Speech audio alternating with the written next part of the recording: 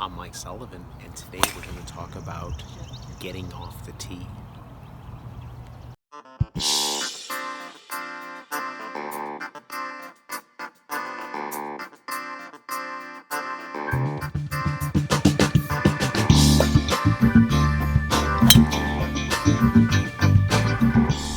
So it's today's the last day of March, and we're done for lessons for the day. It's really busy out here. It's maybe probably pushing about 5 o'clock in the afternoon, and all the people are back behind the camera. So there's a bunch of guys practicing over on the grass, and a lot of drivers I'm looking at. It looks like a lot of guys are working on their driver, and that's for a couple of reasons. I think number one is that people always want to work on their driver, but I think that number two, and this is why I've got driver out, is I want to get ready to play. I want to get ready to get on the course and feel comfortable getting off the tee. If you can get the ball in the fairway off the tee, boy, then you can play your next shot from a place that you're fairly familiar with practicing. So we want to get off the tee. So I just want to talk a little bit about what I want to do in my preparation to get ready to practice hitting my driver and to get ready to hit the driver for the new season. So first thing I'm going to do is I'm going to try to get a feel for swinging the club. And what I mean by that is I mean swinging the club using my shoulders and my hips, and I'm swinging this club shaft at a 90-degree angle around my spine, roughly, okay? And I'm doing this in an upright position as if I was hitting, say, even a baseball off of a tee, because I just want to get used to my hips and my shoulders really dominating what I'm doing in my swing, as opposed to hands and arms in my swing, okay? So once I start to feel a little bit more loosened up, then I'm going to get into hitting some shots. So alignment stick, right? We've got to have an alignment stick. We got to know where we're aiming. I'm going to move back maybe out of the frame here, and I'm picking out my target. Now my target is going to be whatever I'm looking at when I get directly behind the ball, and my target line is parallel to this stick. So when I'm practicing, I don't usually pick out my exact target until I put the ball on the tee, get back down behind the ball, look up the target line to see where I'm going, okay? When I put a new ball on a tee, so after I hit a shot here, I'm going to put another ball on a tee, so we'll do that.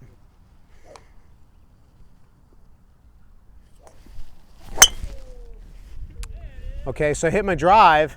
When I put another ball on a tee, I'm probably going to have a new target, because it's not going to go in the exact same spot. So my old tee broke, pulling that out of the way. So now my new target is going to be slightly to the right of my old target. Now this does not seem like a very big deal, but it is, because I don't want to be looking out there at one target but be lined up to something different. I really hope that makes some sense. But a lot of the trouble that people get into in this game, and boy, if you're going to have trouble with your alignment, the driver is the thing that's going to kill you the most. A lot of people who have trouble with really progressing and playing the game the way they want to is the little things they don't really connect on those. They rush kind of through them. So the last one was good. I'm going to go ahead and hit another one here. And I'm still just warming up. Got my target.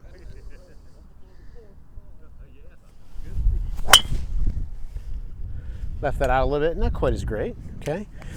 All right, so let's talk a little bit about pulls and slices and things like that. And ball position, okay? So, it's funny, less and less people that I talk to have played baseball. But in baseball, if you're the pitcher and a pitch comes into me and I connect with that ball while the ball is out in front of me a little bit, and I make that connection, where's that ball going to go? It's going to go to my left, out towards left field, if the ball gets out up in front of me a little bit. And that's kind of the same thing as when you hit a tee shot. If your ball position gets really far forward, you're going to catch that ball as your club face is moving to the left. And that's going to cause And here's the hard part. It's going to cause pulls and it's going to cause slices. So if your ball position is too far forward and you make a really good golf swing, you're going to see pulls and slices. And what is really tough about that, obviously, is that a pull is left for a right-handed golfer and a slice is to the right. So it's really hard to get things figured out, okay?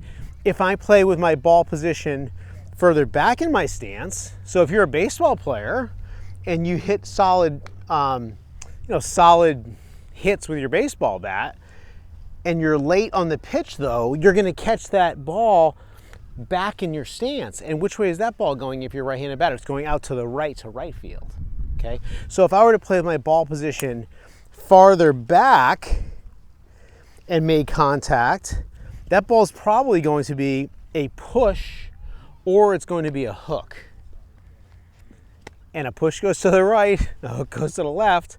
They're kind of tough to deal with as well. So we want, obviously, somewhere in between. We would love our sliced shots, or the shots that curve left to right, to be a little pull, a little fade. And we like for our draws to be a little push with a little draw on the end of it. That way the ball's going to be out there in the fairway. So we have to experiment a little bit. And by the way, the most powerful computer in the world is your brain. And so if you do set up with the ball way up here like this, it's no guarantee you're going to hit a pull. It's no guarantee you're going to hit a slice, because you may make a compensation in the middle of your golf swing, and that's kind of tough. So what I want to do is I'm going to put another stick on the ground so that I can become more aware of my ball position. So again, early in the season, this is great to do.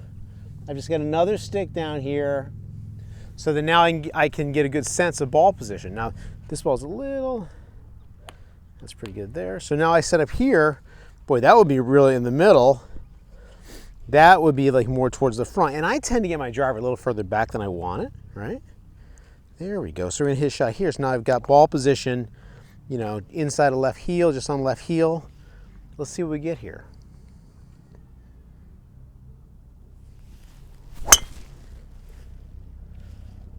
All right, not too bad. That was actually a little pulley with a little bit of a fade, all right? So I'm gonna keep practicing this for a little while.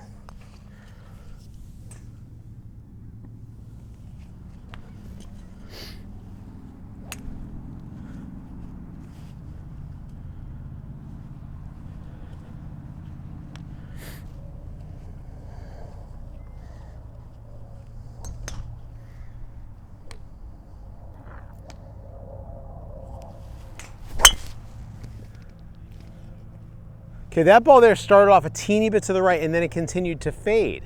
So, what else could be a little bit of a factor as to what's going on? So that was a little bit of a push fade. And here's what happens with a lot of people is, they end up hitting balls on the range for a bucket of balls or half a basket of balls. They'll hit 50, 60 balls. They're not practicing a ton, and they go around and they make all kinds of changes. So what I would say is, don't mess around with your grip. Don't mess around too much with your ball position. You should be getting started off beginning of the year with things being kind of standard. So that would mean ball position would be, for your driver, well forward in the stance, just inside the left heel. Or another way to say it would be up on the logo of my shirt. My grip is going to be positioned so that the V between my thumb and my finger here goes towards my back shoulder. My right hand, my palm will be pointing a little bit, I hate to say down, but basically facing the target. So I'm going to go kind of standard here, and I'm going to practice a bunch and focus on my target.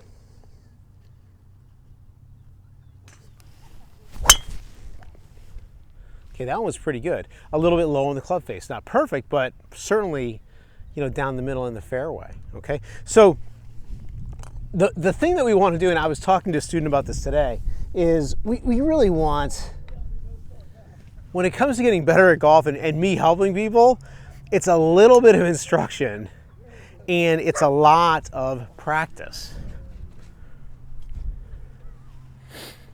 Okay.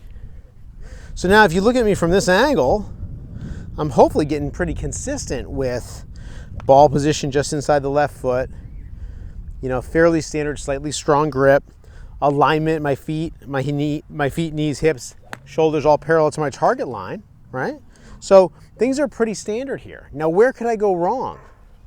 Well, how about posture? If I were to set up to a golf shot where I bend from the back and have really poor posture, that's going to give me a problem in how I'm going to turn. So in order for us to turn, we've got to have, I'll do it this way, we've got to be in a neutral spine angle, because I need to be in a neutral spine angle to rotate my spine so I can get a nice full shoulder turn and hip turn. If I don't do that, bad posture is going to turn into this sort of a thing. And what happens is, when people have bad posture, there's a lot of lifting, picking up the club. My shoulders have not really turned very much.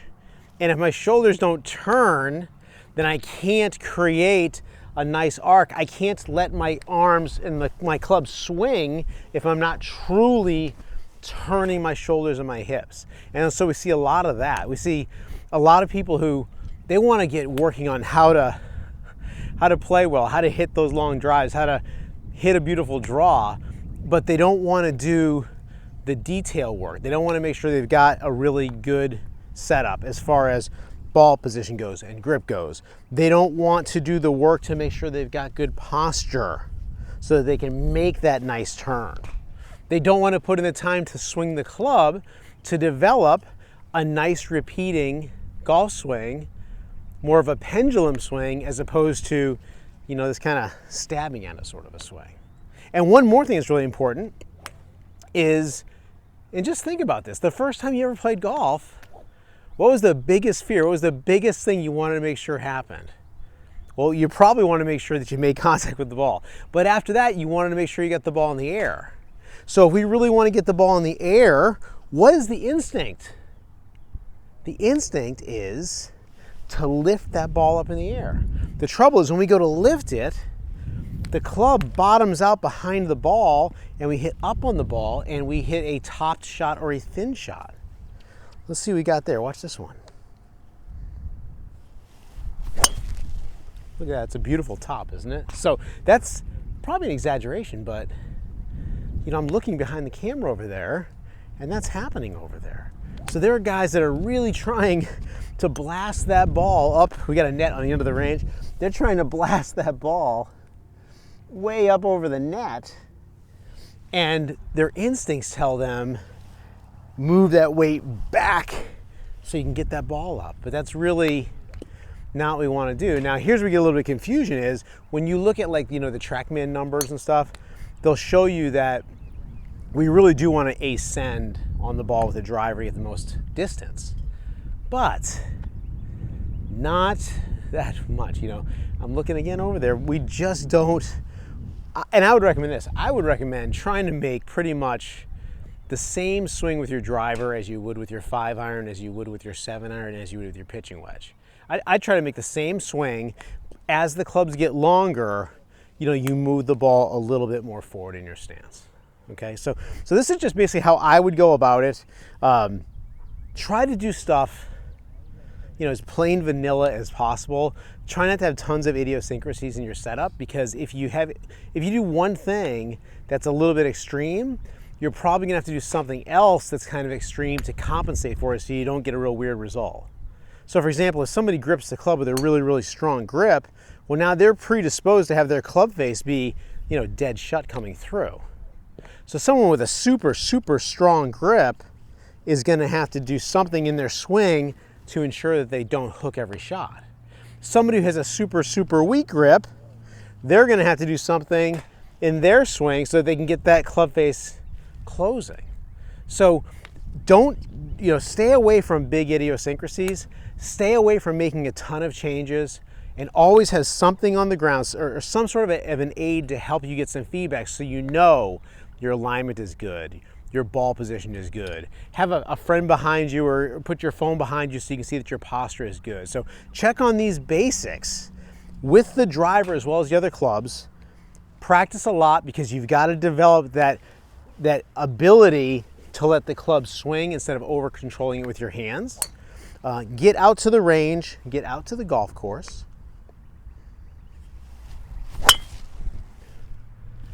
Practice hitting the center of the club face. Have fun with it. Enjoy your game. I hope you find this helpful.